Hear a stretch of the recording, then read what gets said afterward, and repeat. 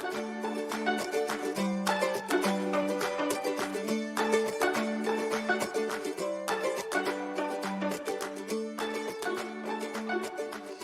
welcome everybody.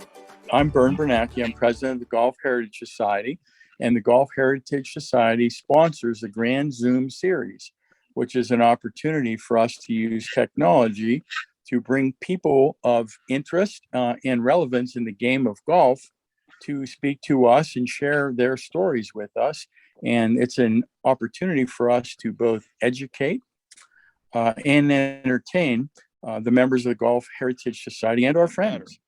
The other really smart thing that we did in those years was invite Taba Dale to our board. Now, I can tell you that Taba Dale, the writer, the former golf art salesperson and author, has been a delightful contributor to the Golf Heritage Society. And Taba's connectivity in the game and willingness to introduce us, to expand our breadth and introduce us to the ladies of the game of golf has been a major contribution. So I want to thank Taba for that publicly. So I'm going to sign off and hand it off to Taba. Taba Dale, take it away.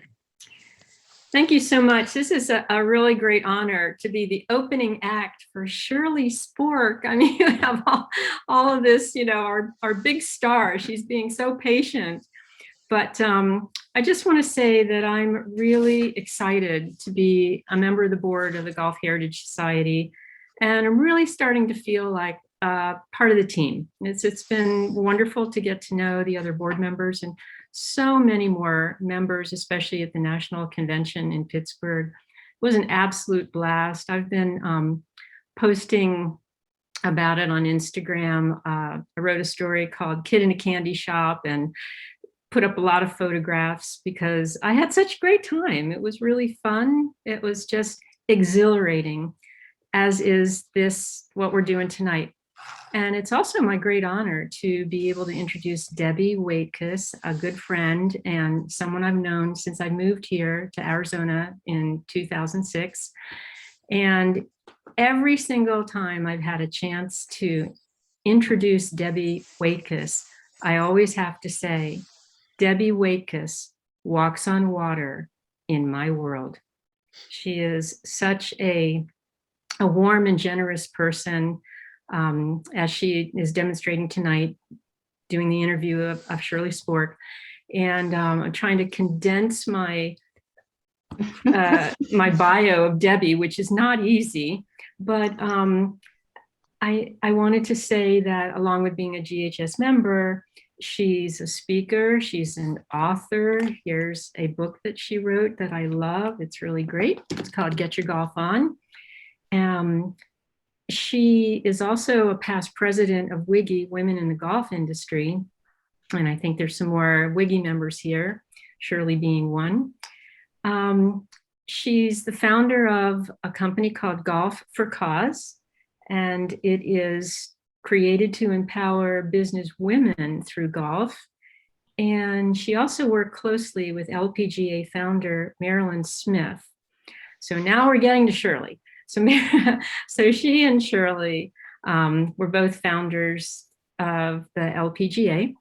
And I know that Debbie is most proud of also being a founder and director of the Marilyn Smith Founders Legacy Foundation, which is created to preserve and forward the spirit and legacies of the LPGA founders and pioneers. And here she is, Debbie Waitkus. Oh, thank you, Taba. Thank you very much. You're my new marketing specialist, I think. And good evening, everyone. And thank you for making time to join us.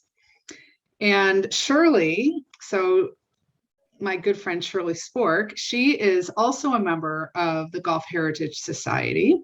She is a Hall of Fame member of the LPGA and the PGA. And she's a founder of both the tour and the teaching division of the LPGA. She also has an incredible collection of old golf clubs And I have always said that Shirley is my wisest friend, and this evening you will enjoy learning why. So welcome, Shirley. Thank you for being so patient for us to getting to you, and thank you in advance for sharing your wisdom and your wit with us this evening. Well, it's indeed a pleasure to be here and see the interest of all you that have joined in today, and that we have a different idea of what we collect. And I think Debbie can give you a little information as to how I started collecting or why I started collecting. Well, Shirley, can you start out talking about how you became interested in golf equipment? I know it had something to do with you being over at St. Andrews. Yes, it surely did. I was very fortunate to represent A. Penfold Golf Ball Company giving exhibitions in 1951, which was the first full year, second full year of our LPGA Tour. And I asked Mr. Penfold, I said, when I come to Europe, the very first thing I'd like to do is, we went on a ship, of course, and I said, I'd like to get on a train and go to St. Andrews and just play golf by myself in the home of golf. And so he said, that'll be fine, and got on a train, and one of the salespeople met me, and we went to the golf course. And of course, it was a normal day, cold, windy, rainy, all that good stuff. And on the first tee, I met three gentlemen who I was playing with. And I thought, well, okay, we're just going to go out and play and have a good time. So my manager was there with me, and it was very cold. And she went to the town, to the village, to buy some insulated underwear. So off we went to play. And as we played, each hole, 2, 3, 4, 10, 30, 9th hole, 12th hole, we get to the road hole, and there is 300 or 400 people. So finally on the 18th tee, the manager comes back, and I said, where have you been? She said, I went to town and everything's closed. There's a sign on the door, American Lady Pro at Links. Well, stores to come watch me. And I was just out there just trying to play by myself. So when I got to the 18th tee, I used to do a trick shot act with a long club and a big tee and all that stuff. And so my manager said, well, you better do a little thing on the 18th tee for all these people that came out there. So I did a little trick shots, right-handed, left-handed, and stuff like that. So when we finished, the captain, which is here in our country is called the manager of a club, the captain came out and said, would you like to come in the clubhouse? And I said, oh yeah, sure, fine. So we went in the clubhouse. So he said, would you like to go in the boardroom? And well, please come into the boardroom. So the boardroom at that time, I don't know where it is now, but it had a long table and it had about 3, 6, 7, 8 people sitting there. And one was the reporter from the London Times. And he started asking me questions about, well, you hit the ball high in the air and you use a sand iron and it goes high and it stops. He said, we hit it low on the ground. He said, I want you to show us how you do that. So he had gone out and got my club out of my bag and he handed it to me. So I pulled my chair back and I'm going to demonstrate. And he says, no, get up on the table. I stood on the board table giving a lesson on a sandwich. And unbeknownst to me, I didn't know that I was the first woman ever in the golf pro in the clubhouse. Babe had won the British Amateur at Gillen, but she stood on the steps. She was not allowed in there. So that was really something, you know. And he said, would you like to see the men's locker room? And I said, yeah, sure. There was swinging doors, and you walked into this area. And if you look at pictures of the clubhouse, it has a big bay window, and it's now a library, but at that time it was the locker room. And on the wall, it had brass plates along two sides of the wall, and then they had 2 or 3 overstuffed chairs and lamps, and a couple of guys are puffing on their pipe and drinking their sherry and peeking out the window. And here comes a lady into their premise, and they jumped up out of the chair, almost peed their pants, thought, what is going on here? I was in the men's locker room. Well, these plates, well, there was probably at the most, maybe 50 lockers. And when someone died, that plate came off and the next guy in line got the locker. So that was the big story about the clubhouse. But one of the gentlemen that had played with me, he said, where are you staying? And I said, at the inn down in town, upstairs above the pub. He said, I have something I want to give you to take home. He said, I want you to remember this experience. And this is what he gave me.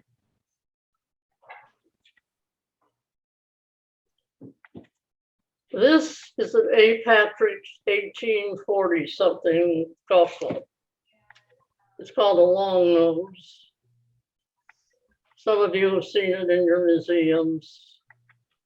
And the grip itself was not on the club. The only thing left was the underlisting, which the woolen mills gave to the club makers as underlisting. And then they wrapped a grip on them. So this is the very first ever golf club that I ever collected. And I was just a young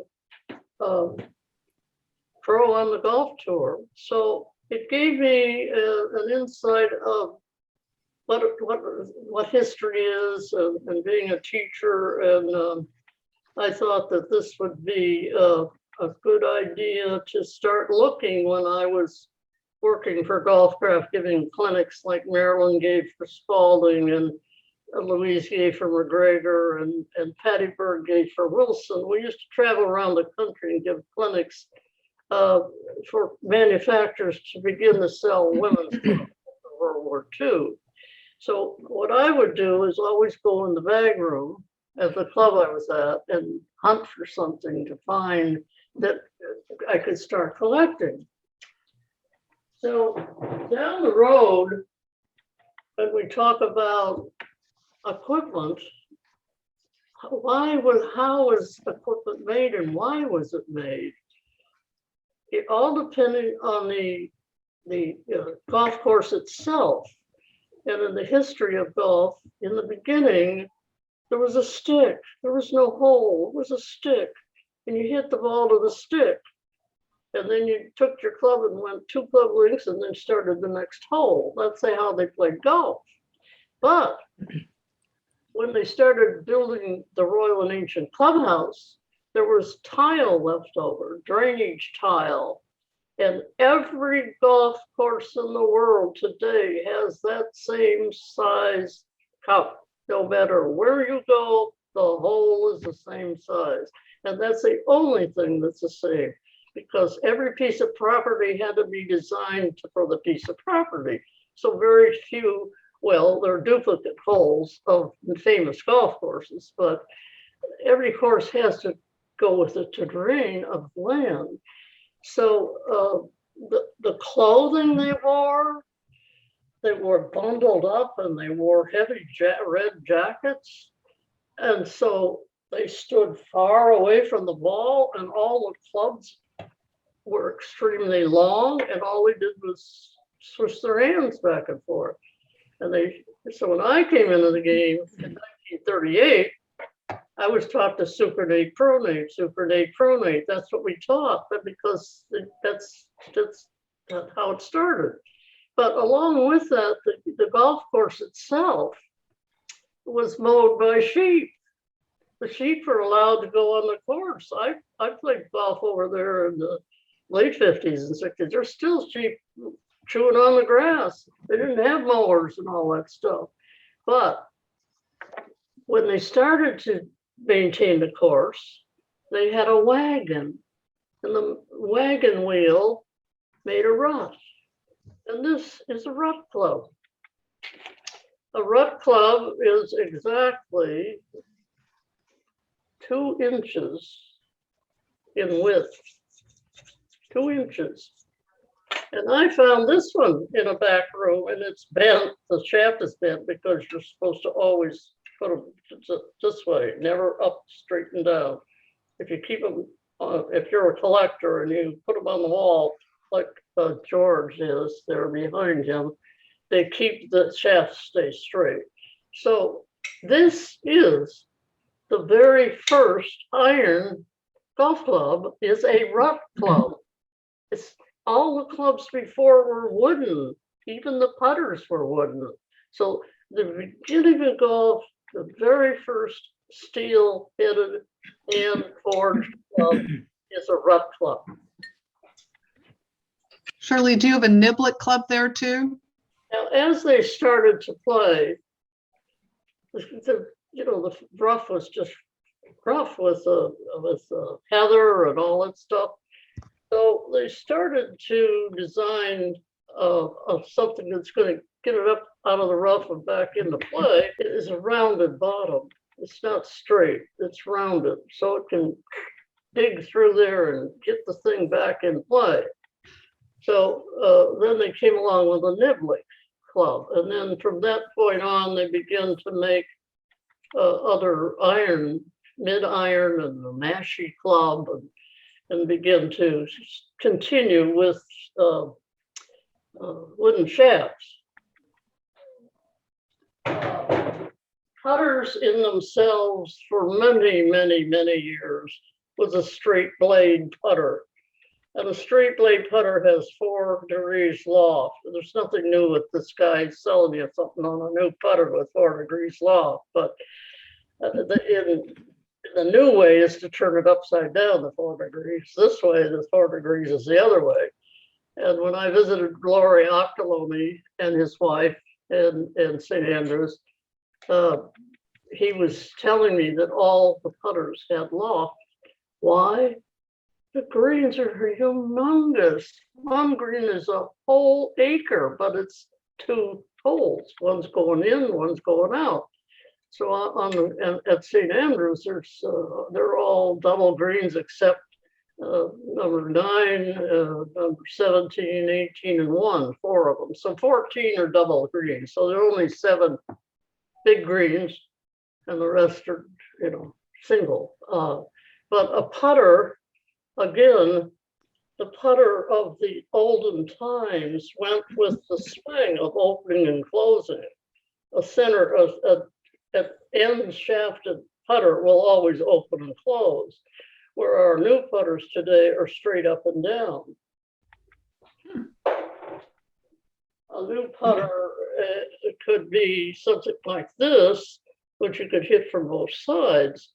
And also, this is a Horton Smith putter. It's very rare. It's 2 ways. You can play it either way. We started some of the greens superintendents, greenskeepers came to America, and they became golf pros in the East. And the wealthy people had their own property and built their own golf courses. And then their lady friends their wives wanted to play cards, so they built a clubhouse. And that's how it got into America. But equipment was deemed, the condition of the course is how it was built. And the clothes you wore, when you were over, so you couldn't swing, and also you were just using your hands, and to get an arc, because you couldn't get it way up here, the clubs were long to make a bigger arc. So the bigger the arc, the farther the club goes. As we know today, the USGA is going to change the rule next year as to how long a driver can be. I don't think that's the solution, because you can take a 3-wood and make it long and de-lofted a little bit and hit it far. So they were always diddling around. But having been in the golf business and the golf industry for 71 years, I've been a golf professional. I have seen the golf swing change every 10 years, depending on the equipment and the player. And that's what they began to teach through the TGA. Whoever was a National Open champion and so forth, and Open, US Open, PGA Open, was at Inverness, and Billy Burke won the tournament with steel shafts. And that began to change the game. And prior to that, using wood, there was a lot of torque in the shaft.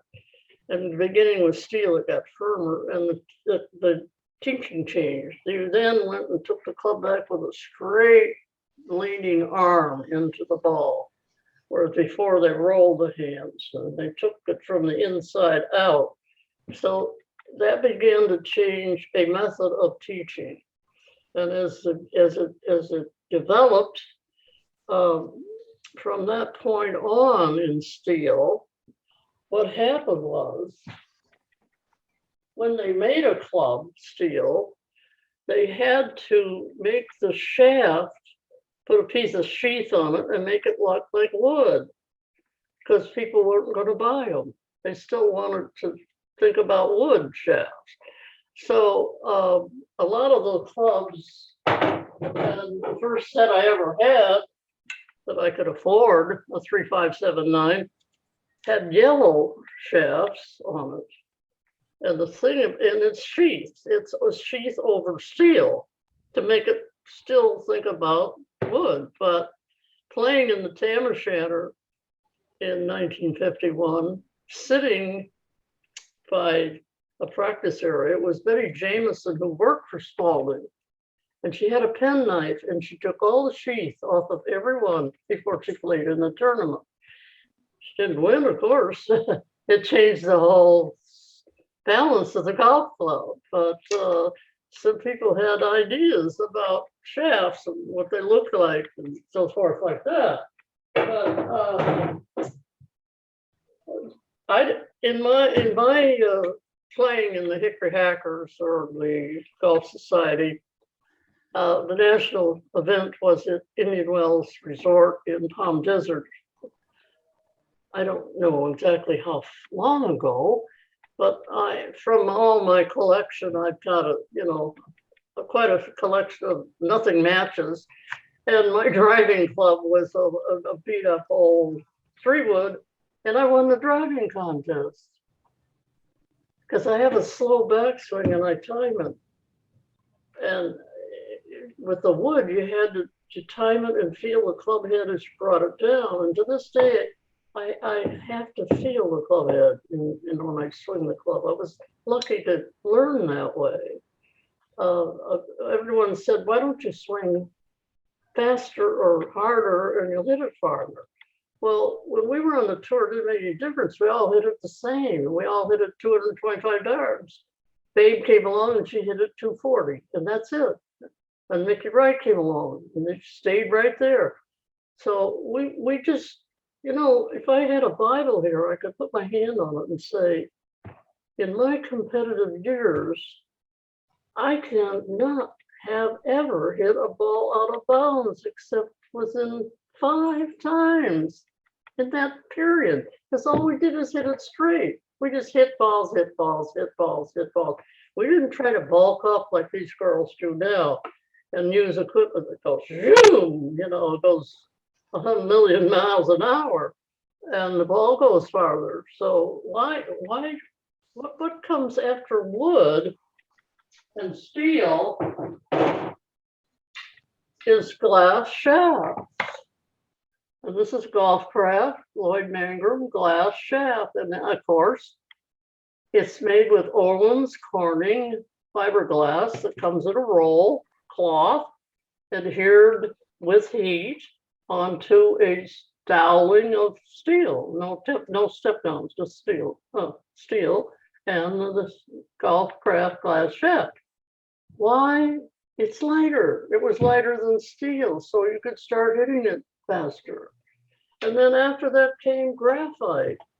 And graphite, as you know, a pencil with lead in it is graphite. And lots of manufacturers fudge, instead of using a little percent of graphite or a big percent of graphite. So there were different prices, but the key was Aldala. When they developed the shaft, they had 14 different shafts. It was very confusing trying to fit somebody or sell them. Along the way, they went down to just basic 3 or 4. So it was not confusing, but graphite today is entirely different in that I was at the Solheim Cup and sitting with John Solheim at dinner, and we were talking about the shaft. And I said, well, how are they making it different now, John? And he said, well, we're putting little things inside so we can change the flux. But the substance they're using is lightweight, but it controls the flux of the shaft. That's something new. Something else new is titanium and golf shafts costing $500 a piece. A set of golf clubs. Oh my God, the price of golf clubs is horrendous. And wow, in the year 2020, 250,000 women took up the game of golf because we could go outside. So all the public golf courses are loaded with golfers. Manufacturers are behind 4 weeks in deliveries of any orders. It's that great. So golf is booming in the public sphere for sure. But along with all that, I want to note that we would never have an LPGA if it weren't for Babe Zaharias. Because in 1932 in the Olympics, and she won various 2 gold and a silver medal, prior to that, she had played donkey baseball for the House of David and was paid. And the athletic union found that out, and they said you can't compete ever again in Olympic competition. Well, at that time, the rule was if you were a pro in any sport, you were a pro in all sports.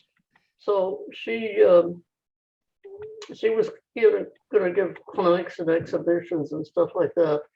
But she applied to the USGA, got her amateur standing, and went back to Europe and played as an amateur. So she was a pro, and then an amateur, and then a pro.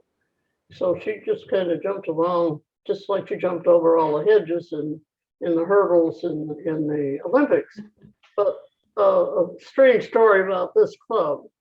This is a Babe Dietrichson goldsmith. At the same time, she had signed a contract with Wilson, but she was to give an exhibition with Joyce Wethered, and Goldsmiths gave her a bunch of money to use their clubs.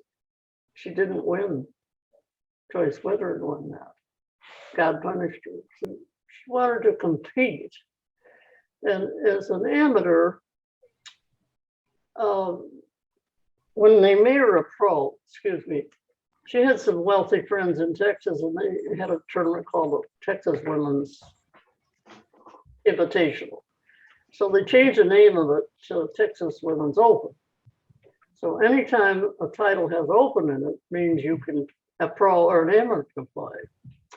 So I come into the scene of the game in 1938, moving next to a golf course, finding some golf balls, selling them, getting my first club, one club, $1, a putter.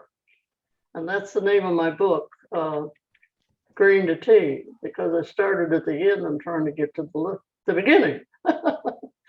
So I've always been a good putter because the only club I had. Then I found some tees, and our property was right next to the fairway, and I'd run out, hit it, tee it up with the putter, boom, boom, boom, up the hill, onto the green. Then the ranger would come and chase me off. You don't have a ticket, you can't play. And that's how I started the game of golf, with a putter. But the thing about golf is that I am so fortunate to have worked with the National Golf Foundation and Dr. Gary Wyron and listened to his history of golf is forever. He used to write a monthly newsletter bulletin called the Thistle Dew.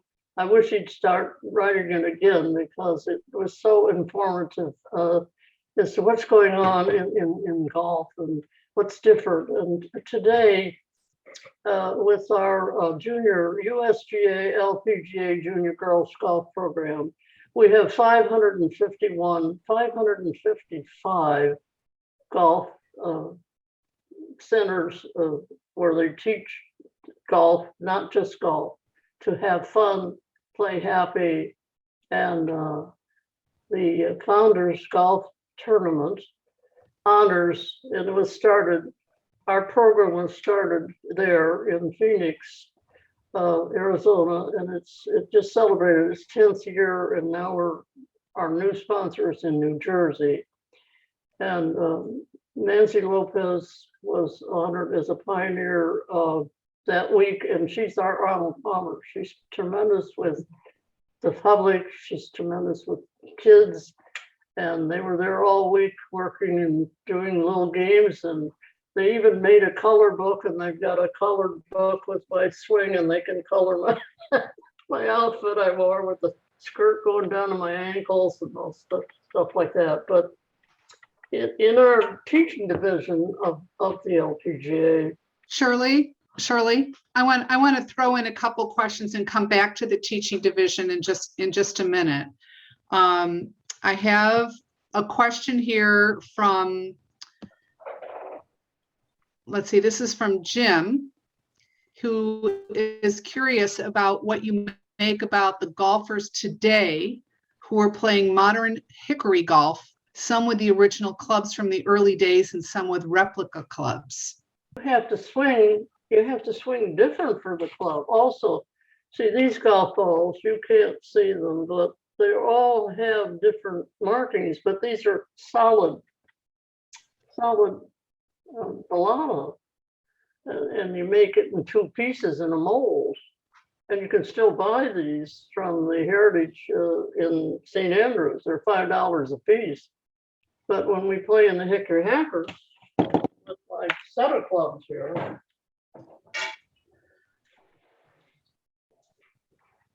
which is a bag I found in Ukiah, California, my first head pro job when I was 23 years old. I found this bag, and then along the way, I found enough clubs to go out and play in the Hickory Hackers. Or there's golf that says Golf Collectors Society member on my little bag. But some of you who have had the opportunity to go to St. Andrews or to Scotland, they always had a bucket of water and a bucket of sand. And you grabbed the sand, dunked your hand in the bucket of water, and you made a tee out of sand, a mold. There were no wooden tees. You used that. And when I was there in 1951 and went back there in the 60s, late 60s, they were, a lot of courses still had that on there. They didn't use it, but they don't. Today, everybody rides a cart and has their own ball washer on the golf cart, or they have a thing to clean their own club off. It's entirely different, but it's a game, and you can play on a short course, a long course. You want to play where you feel comfortable playing. Just because you used to be able to hit from the tighter tee, well, get up here forward so that you can enjoy the game. I remember teaching at Tamara's Country Club, and one of the gentlemen who had been a very low handicapper, like a 1 or 2, and got older and he got kind of crippled up. He said, when I play from my tees so that I can still hit the green. And he had 2 tee markers, and he drove down the fairway, put the tee marker so he could drive the ball on an iron on the green. So that isn't a bad idea, right? You can make your own tee markers and make the course so you can enjoy it. You don't want to be chopping away and woofing it and hitting it fat and all that stuff. You want to enjoy the game. It's supposed to be fun. And I think the golf architects sometimes make the courses much, much too difficult for the average player. Well, the gentleman you're talking about, that's music to Jan Valjean's ears. I know she's on the call, but I want to show you something here real quick that I think that I'm going to share my screen. So this is Shirley's charter member card for the LPGA, and you can see it's dated in April 15th, 1951. That's 2 days after Marilyn Smith's birthday. Can you share how this came about? How did you become a pro? Yes, I'd sure like to, but let me explain. In 1950, when we organized, Patty Berg was nominated and as our president. In the following year, May became president. That's why her name's on it. But that's the only card in the world. No one else has one. Everybody else is dead. But that's the only one left. And yes, how did I become a pro? Well, I became proficient in high school. Well, let's put it this way. I didn't have an opportunity to play junior golf, but in the 7th and 8th grade, the Pub Links women allowed me to play with them. So my father took me to the school on his way to work, and the ladies picked me up, and I went and played golf. Then they brought me back to the school so I could get on the bus and go home. That's how I started competition. This is the 7th, 8th grade. Then I get to high school, and I start playing, and we don't have a team, but in Detroit, we had one tournament a year in all the high schools that had a golf team came, and I won the first Detroit City women's high school golf thing. So at that time, there was a WPGA, Women's Pro Golf Tour. And I was in high school, and man, I gotta get out of high school so I can join that WPGA. I want to be a golf pro. And it went defunct. It ran out of money. It was over with. And when I graduated high school, my mom and dad said, I think you should go to college and become a teacher. So okay. Okay, I'm gonna go to college. So all the time in college, and then this is in Detroit, Michigan, in the winter in a snowstorm from the dormitory, I would go through a snowdrift, cross campus to the gym, and go in a little room where they did wrestling. And I'd take the mats and hang them on the wall and hit balls against this tumbling mats. That's how I conditioned my swing in the winter. And in the summer between classes, I'd rush out to the golf course and play 5 or 6 holes and then rush back to school. And then when it was time for final exams, I talked the chemistry professor into coming at 6 in the morning to give me my exam so I could get in the car and go play in the Women's Detroit District Championship at Oakland Hills. So my mind was on what? Golf, not studying. I wasn't the greatest student, but I graduated. But they had an intercollegiate golf tournament at Ohio State University, and this was 1947. And in 1947, that's my dog's party. In 1947, in school and studying to be a PE teacher, you were not supposed to engage in individual sports, period. So we had a substitute teacher, and I said, would you sign this application for me? I have to get it in the mail. I paid my own way and drove to Ohio State and won the National Intercollegiate. So there is a way to get where you're going. It's kind of hard in those days. Today, these kids start when they're in diapers and they get into junior golf at 6, 7 years old, and they get through high school, they go to college, and then it's over. Where do they go now? So it's good and bad. It's good competition, but getting back to turning pro. So And you didn't go to Q school. well, Q school was 300. There was 360 people here at Mission Hills. 360 people in August when it's 115 to 118 playing on 3 different golf courses, trying to get to the next player school 2 and then to player school 3. And at the end of that time, 10 people get a card.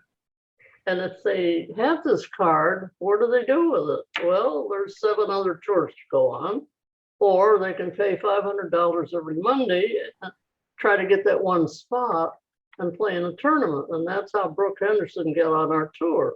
She was able to win, pay the 500, get the spot, and win in Portland. And that's how she became a pro on our tour from Canada. And delightful lady, made a lot of money, she's doing very well. But she's in a tizzy about the golf club length for next year. They're trying to decide if they're going to change her swing or what they're going to do about that. But for you starting, you didn't have to go through all of that. But for me to become a golf pro, see, I talked about the Open. So they had a women's Western Open. And at that time, Babe was a second-time golf pro and the pro at this golf course called Skycrest in Chicago area. It's not that name, but it's still there. So it's a women's Western Open, which means there's a little square over here. And in that little square are the people that are left over from the WPGA. And this is in April, no, excuse me, May. So I'm eating breakfast with Marilyn Smith, Babe Zaharias, and George Zaharias. And Babe said, listen, kid, she said, we're going to start a tour. And she said, we need numbers. She said, why don't you turn pro? And I said, well, yeah, that'd be nice. So how do I do that? So she got up and walked around the table. We're in a booth and she whacked me on the head. Blink. She said, I deem you pro. Go down there on the tee and tell them you're pro. That's how I turned pro. So I walked down the hill, ding, ding, ding, ding, ding, ding. Should I? Excuse me, Mrs. Dennehy, announced me as a pro today. She said, does your mother know this? I said, no, but she'll know tonight. That's how I turned pro. And I played in this tournament and the wind blew profusely.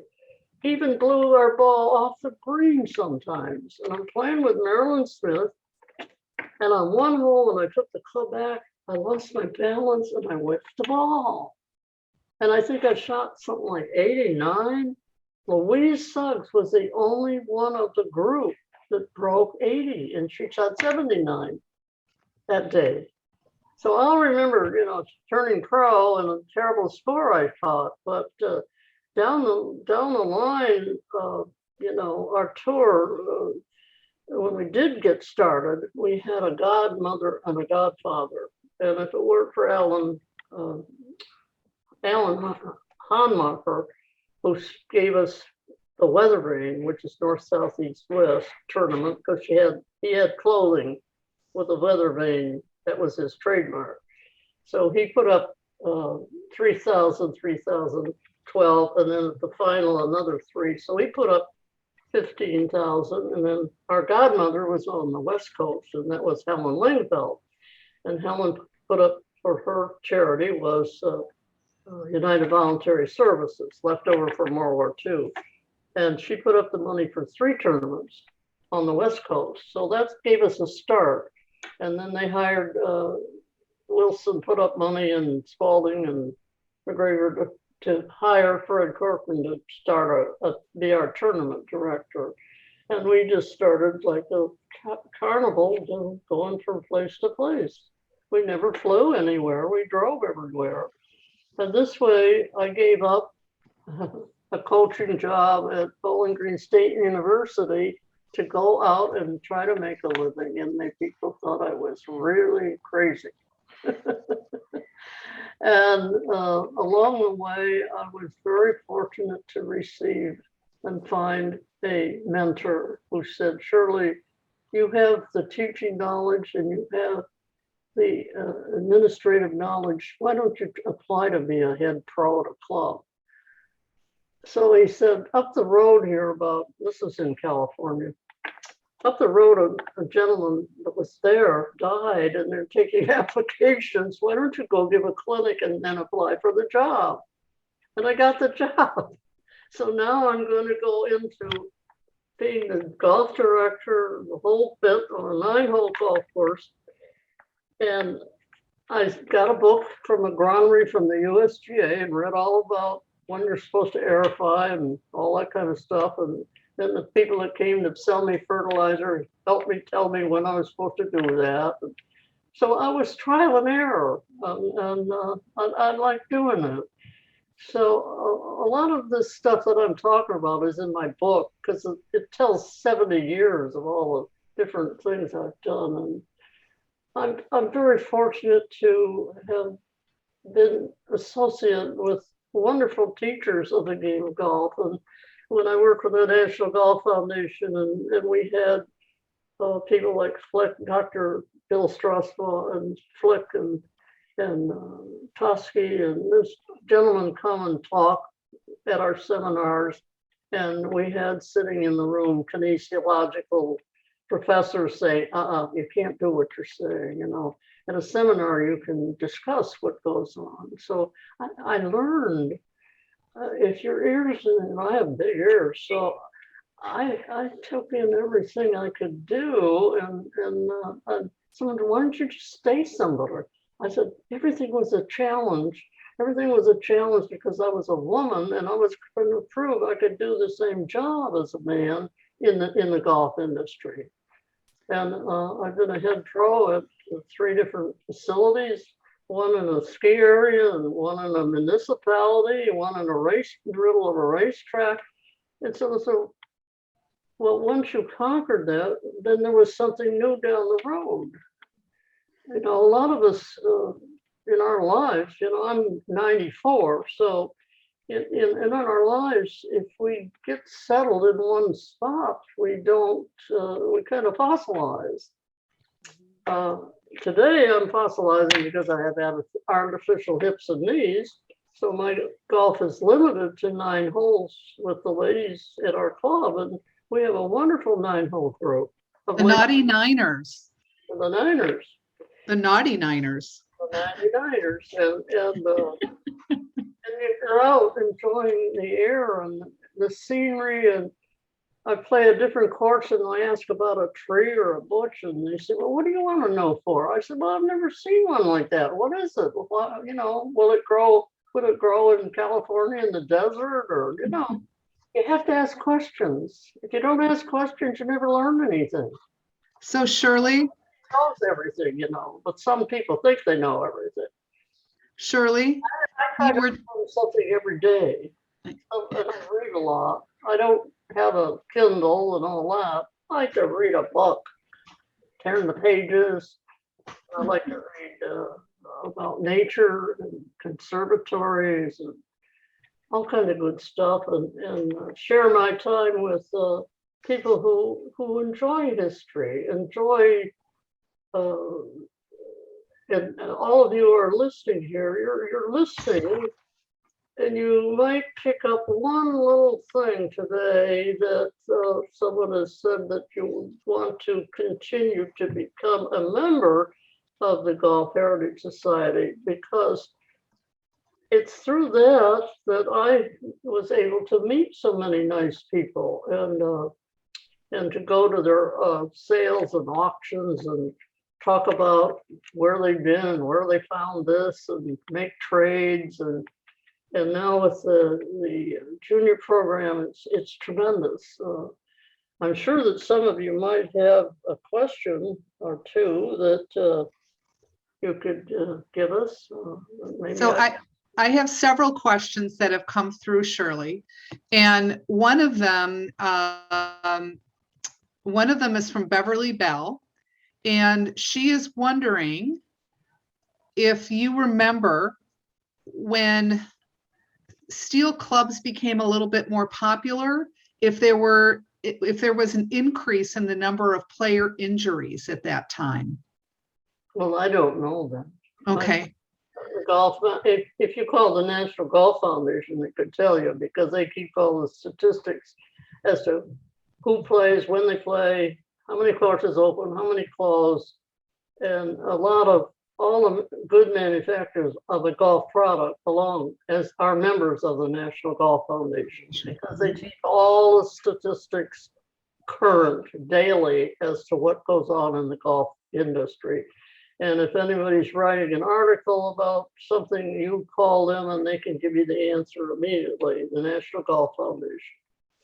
But even anecdotally, I was just wondering if she, if she detected anything, if she noticed any kind of uptick. I wasn't involved in that. I came into the game where they had regular steel shafts, and my very first brand new golf club was a Louise Suggs, and it was painted black with her name on it. Yeah. I won it because a Detroit Free Press had a free golf clinic for 4 weeks, and they didn't have a driving range. They just lined you up on a line, and the PGA pros would walk by, and the first week they said you have a bad grip. They kept walking. Bad grip, good walking. So the second week I said, excuse me, I know I have a bad grip. How do I fix it? So I used to have a bad grip, and I had always got a blister on my thumb because I held it wrong. Or people would come in to buy a glove. They got a big hole in the glove. The glove wore out. I said, no, it didn't wear out. You held it wrong. You tore it out. So the most important part of the golf swing is how you hold the instrument, and then the pressure in which you hold the instrument, because that's going to guide you. It's just like driving a car, your steering wheel, but you're getting the power out of your legs and your motion. So, but people come to me that have been fitted with golf clubs that don't fit them, and the grips don't even fit them right. The grips come in different sizes. Mm-hmm. And you gotta have the right size grip for your hand size. I have a very wide palm, so I wear a men's small cadet. I have short fingers, but I have a big palm. Some people have long fingers, and they just need a bigger grip. I taught a gentleman who he really needed a baseball grip, a baseball size grip. His hands were that big. And when I taught him, I had to look up at him like this. He was about 6'5", big man. But I said, we have to balance it. You just can't change the grip. But I don't agree with these big grips. It takes the balance out of the putter head. Mm-hmm. I want to feel the putter head. And the only thing it does is keep you away from bending your wrist. But to balance it, it's difficult. Mm. I can't use a big grip because I have so much feel and touch. I remember once at a tournament, was sitting in my room at the motel changing the spikes in my shoes. And the person I was staying with said, what are you doing? And I said, well, I'm changing. Well, that'll change your feel tomorrow, which is true. If you do something with tight pressure, you're not going to have the smooth feel of a golf swing. So touch and feel is very, very important in the golf swing. And each person here is an individual. And I have to teach you as to what you can understand and what you physically can do. I can't teach one method to everybody the same. It doesn't work that way. You're an individual and you have past history, or you're a beginner, or you're a champion. So you have to know where this person is when they come to you. And you have to give them a success pattern.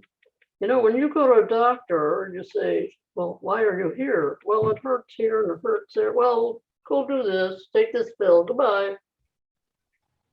Someone comes to you topping the ball, you gotta get it in the air. Somehow, you gotta give them a success pattern, and they ain't gonna come back for a lesson. So that's another thing. You have to find a teacher that really is genuine, is trying to understand what you're trying to do and why you're trying to do it. I've had people, I know a gentleman came, I said, what would you like to do? I just want to hit it far. I just want to hit it far. I said, don't you want to hit it straight? No, I just want to hit it far. Okay, we'll hit it far, your lesson. Shirley, let's talk about teaching for just a little bit here, because I mentioned before that you are my wisest friend. And when you were on tour, and well, there was a lot of prize money, right? $50,000 the first year. And and yeah, and you said that you were not one of the big winners, that you weren't one of the ones winning all the money, but you were armed with a PE degree. I got enough money to get gas to get to the next tournament. There you go. But you had a PE degree, Yeah. and you had the vision, which was very amazing to me, that if you could have a teaching division, you could teach the women how to teach, that not only would some of them, like you, have a career because you weren't going to make a lot of money playing, but also you would increase the ranks of those who you could compete with, or more tour players. So can you talk about that for a little bit? First, let's talk about how we got a teaching division. Yeah, please. Playing on the tour from the 1950s till the I played till about 10 years, let's put it, on and off. I taught in the winter, played in the summer, didn't have money to do full time. So anyhow, we only had a meeting once a year, executive meeting of the group of us, of which there were a start of 11. Two of them signed a charter but never played. So I always think there's 11 of us, not 13, but anyhow. We would have a meeting and I'd always get up and say, down the road, we need a teaching division because we don't have any women teachers. All we have is 3 major teachers. One was Tommy Armour and one was a gentleman in Chicago and Harry Pressler. There were only 3 teachers that worked with women, basic, on our day. And I said, someday you're not going to be older and you can't compete and make a lot of money, but you can take your talent if you learn how to teach, and we can start a teaching division. So it was voted down. Boom. Second year, boom, it's voted down. And the third year it passed by 1 vote. Marilyn Smith was the president and it passed by 1 vote. Now, how are we going to have a teaching division? How are we going to get people? So for 6 years, we had a school called the LPGA National Golf School for Teachers.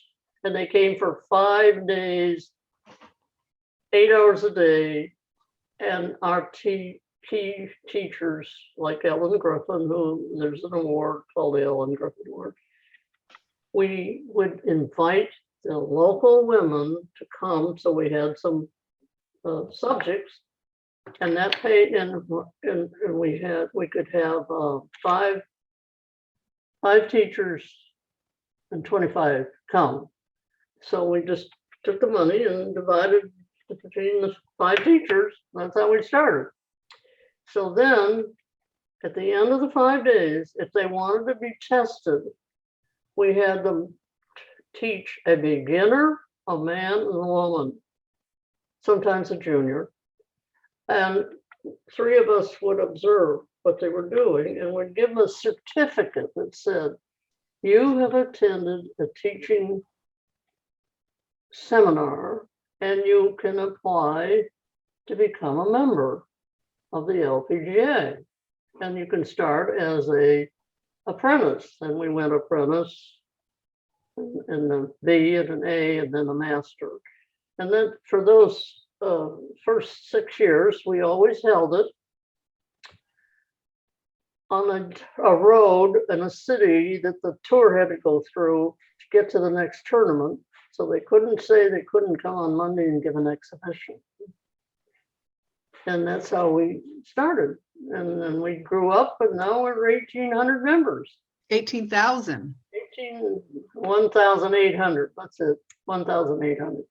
And we're in sections of our country is the north, south, east, west, midwest, and we're global. And we have Asia as a section now. So we've really grown and we use all types of techniques and demonstrate what the teacher should be doing. And that's how we are. And these young ladies who go through junior golf, high school golf, college golf, and that's the end. Now where do they go? Well, they can go on the other tours maybe, I don't know, Asia, Korea, Japanese, China, Australia, and a new one will be India. So our teacher, and we own the LET Tour, which is in Canada, in Europe. In Europe. So our teachers can go over there and begin to teach golf and get more women playing golf. Because on our tour, we only have 1 or 2 English players. They don't have a good, strong program. So we're looking forward to that to help grow our thing. And of course, as I said, we have so many great junior programs, but again, when they get through college, there's nothing left. There's nowhere to go. They've competed. So Shirley? play 144 players in a tournament. And we have on the LPGA Tour, we have 320 touring members. 320, only 144 get to play. Now every year, 10 people get a player's card, and what do they do with it? It's crazy. But then we have the Symetra Tour, and we have the LET Tour. So the LPGA is doing a lot to further, professional golf in teaching and giving back. But see, the reason I was told within the last 5 years from one of the persons that was on that executive board, why did you turn us down? They said, it's just going to be a bunch of gym teachers. That was their attitude at that time. This is in 1957, 56, 7, 8. No, 56. 7, 8, 9. 57, 8, 9. That's what they thought of our, So it's changed. The ideas have changed, and they understand that people learn how to teach. You just because you play, doesn't mean you know how to teach. It's a whole new career path, which is nice. Yeah. So Shirley, can you talk about the Founders film at all? We had someone ask about the Founders film. Well, yes, we were very fortunate to have a individual film company in Atlanta, Georgia, come to a founders event and ask to be able to interview some of the founders. And they at their own expense, they came 2 years in a row to the founders tournament and interviewed our founders and made a film called The Founders. And it's on Amazon.com. It's a movie that starts black and white, because everything we did was in black and white, and then it goes on and it goes into Nancy Lopez era and on to the next era, and it tells how we traveled, what we did, and all that kind of stuff. And it's well worth history. It's well worth having a copy. I think it's probably less than $20. It's a VDD, or what do you call it? DVD. Okay. It's called The Founders. It's on Amazon.com. Also, my book is on Amazon.com. And I'm putting that in the chat box right now. I'm wondering if we can just back up a little bit. And you had mentioned how things weren't the same for you as women versus for the men. And in fact, when you started playing on tour, the courses that you played, some of them you were playing before the men had ever played them. You opened golf courses. You were the first to play them. Well, our tournament director would go everywhere trying to find a booking, find a booking for us. We're like a little circus going down the road. And we're in this state and we're going to go to the next state because it's going to go from east to west, up the coast, across the top, end up in New York at the end. We started in Florida, we went south, up the west coast, over the north, ended up in New York at the end. Fred Corcoran, who had been with the PGA, and he also was a promoter for Ted Williams in baseball and a couple other sport people. His job was to go out there and find tournaments. And he got a salary, but didn't get much pay. But we would play, for example, a course in Oklahoma by a very oil prominent person, Waco Turner in Bernieville, Oklahoma, built a golf course and wanted us to come and play. Now the course has never been played. And we get there and the greens have never had a hole cut on them. And two of our Like the husbands. Bill Cornelius was one and Bob Hagee was Yeah. another. They took a trowel and dug and set the cup. And we played the same cup all week because it's never been, and the fairways had farrows down and it wasn't smooth. So when we walked, we were trying not to sprain our ankle. And then when we putted, they allowed us to pick the weeds.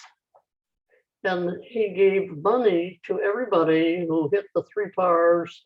He might give you money to have a birdie.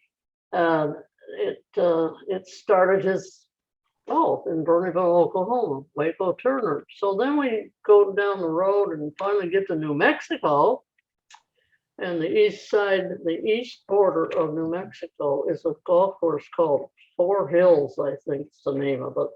It's right at the beginning of the city of Albuquerque. At that time, no high rises. Anybody's been in Albuquerque today, there are lots of high rises. This golf course had tons and tons of rattlesnakes. And we had a bet every day as to who saw the most rattlesnakes. And I won, I saw 7 in the fairways, not in the rough, in the fairways, where you go down and through. So you had your eyes looking all around other than your little golf ball when you were playing. So it's pretty scary. So these are some of the places we played. And then after that, the men's tour would come, So we were the guinea pigs for that was just 2 examples. There were lots others. And then once we played a tournament where at the end of the tournament, we always had a treasurer and she would give us our check so we could get to the next tournament. If the prize money for the tournament was $500 or maybe $1,000, and you all got something, and then she wrote you a check, and the checks bounced. They didn't have any money. This was in Illinois. There was another tournament fiasco. So, today it's a little different, and now we're playing, kind of really nice in that we've got quite a few $2 million tournaments, and wow, we just got Chevron that's going to give us 5 million, and we're moving. The Dinah Shore is moving to. It'll be the last year here in Mission Hills, but then it's moving to their headquarters in Houston, and they've signed up for 6 years, 6-year contract. So that's really neat. But it costs a lot of money to play out there, and they fly from Asia and back, and then they go to Hawaii, and then they go somewhere else. These girls up here mentally are really tired out because they don't know what time it is. And they're starting to talk about the mental side a lot more of the coaches when they're working with these top grade players. It's difficult. It's very difficult. I know that Paula Kramer, I talked to her, I would say it was at least 5 years ago. And she said, Shirley, I am so tired. I don't know where I am. She was a leading money winner at that time. She said, I'm over here and then I'm over there. And I don't know how they do it. And it's expensive. It costs them at least $4,000 to $5,000 a week because they have their room, their caddy guarantee is $1,000 a week, the room, you have to fly the caddy and them to and from a tournament, and then they have to pay, I think it's 2% of the purse as an entry fee. So they're out a lot of money before they even tee it up. So, we didn't. We were putting in 1% for the 1,000, so that's $100. Our entry fee was $100. So it's all, it's a different game. Shirley, I have a couple of more questions for you. This is from Bob Geddes, and he said that you mentioned that you won a long driving contest at a Golf Collectors Society event. Yes. And he said, we were in Irvine in 1977, Industry Hills in 1982, and in Palm Springs in 1993. Do you remember which location it might have been? Yeah, Palm Springs, Indian Wells Resort. There you go. Hit a sprinkler head. Well, rub of the green, rub of the green. So we've been working for the Marilyn Smith and Founders Legacy Foundation on a memorabilia project. And I know that you've been going through a lot of different things that you have in your home. As I mentioned before, your home is like a museum. And I don't want you to go into a heck of a lot of detail, but I'm going to show something here. And I want to see if you can just give some insight as to what this is. I'm not going to do the frame one, but just briefly, because you have so much history, which is what we're trying to preserve and share the stories about as we move forward. The gentleman who put this together, I think it was Witherspoon, his son owned in Sacramento, California, owned some beautiful oak trees. And they cut one of the trees down and they made 4 pieces. And he traveled to Europe over a period of years. This is just the top of it. The sides have all the old hand stamps that they used to take a hammer and pound into the top of the club, the name, like Benny Sayers and all the old club makers. So he went to Europe, especially to Scotland, and found the families of these old club makers and was allowed to have these stamps put on the sides of these 4 pieces. And he said, I was at the Golf Collectors meeting, and he said, would you please give me one of your Shirley Spork Golfcraft irons. I want to make something for you. So he took my 8-iron and had it re-chromed, and you put it into that, and he sent it to me. And there are only 4 of those pieces. I don't know who else he gave them to, but he was very creative, and it spent many years collecting pieces of wood he took with him when he went to Scotland. And I have a picture frame in sovereign gold of all the hand stamps. And there are only 4 of those. One was Ben Hogan, one is the USGA, one was Ted Bully, and one was Shirley Spork. That's the only 4 that he ever made. I have a picture of the frame. I'll show you the frame. There it is. This is all this is all sovereign gold. And these are all the original stamps that they pounded into the top of the club head. He took these 4 pieces. Well, there were 4 of them, so it would be 16 pieces of wood. And when he went to one of these places and he found it, they allowed him to pound it into the wood. And then he came home and painted it with sovereign gold. So that's very rare. It's a very rare thing. It's quite big. It's 24. This isn't 24. It's 24 by 36. It's pretty big. Yeah, it's one of my treasures. Yeah. Yeah. Very nice. So Shirley, Jamie's been with you for a few days documenting some of this stuff, and she wanted to say a few words as well. Hi, everybody. Yeah, it's so awesome to hear Shirley and to be here at her home, which is where I am right now. We've been working on, I don't know if you can see, I wonder if I can show anything here. Is that here? We'll go this way. Uh-oh. There's like all kinds of clubs. Every club has a story, which we are documenting. And she has her whole home here is memorabilia. Really history, talk about Golf Heritage Society. So there's just, we can go all over the home. And we're working on things, finding all kinds of treasures, really.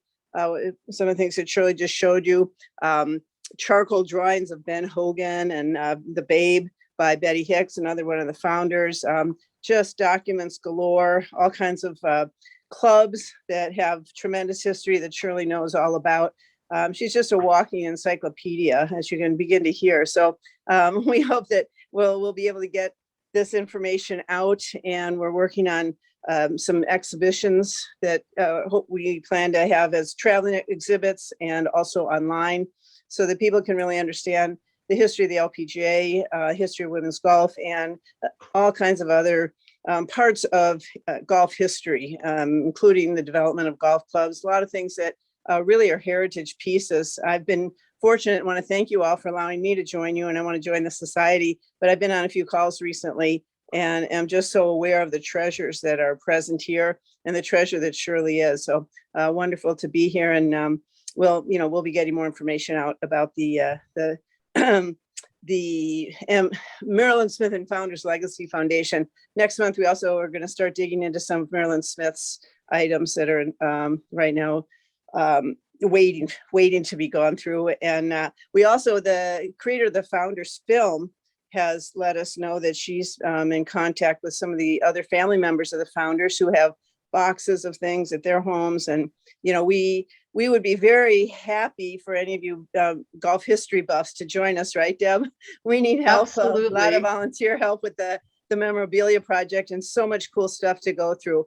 Sitting here with Shirley is an amazing experience. We just opened one box, and she starts pulling things out and going on, and I'm just videotaping her telling so many stories that, straight from the founder's mouth, which is really, really incredible. So if you're interested, right, Deb, we would sure love your help, and much to do and so much cool stuff to see and hold in your hands and to hear about. Thank you, Jamie. Thank you.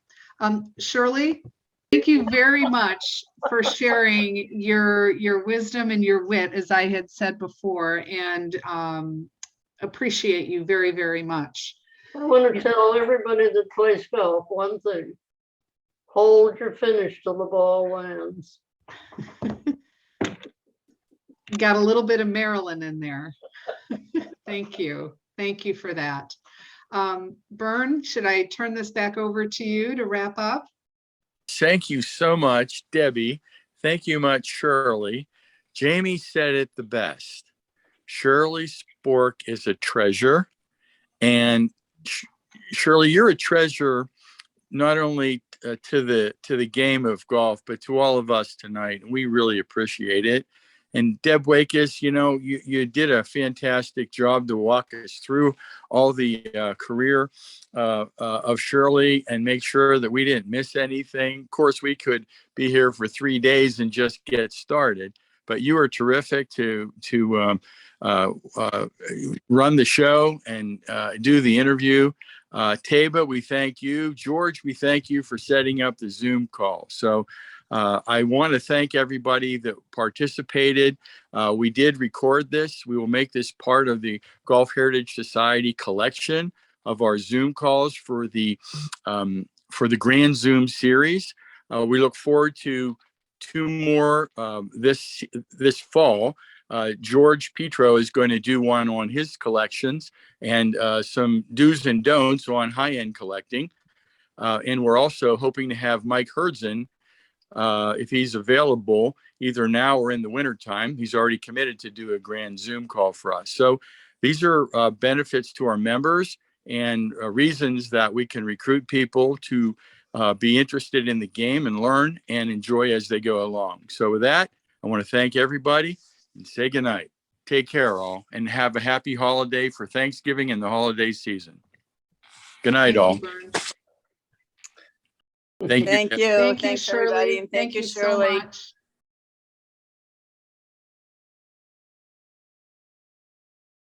Patty Berg were on staff with Wilson or with Spalding. And so Shirley looked for the one that didn't have a woman on staff, and that was Golfcraft at the time. And so she approached them.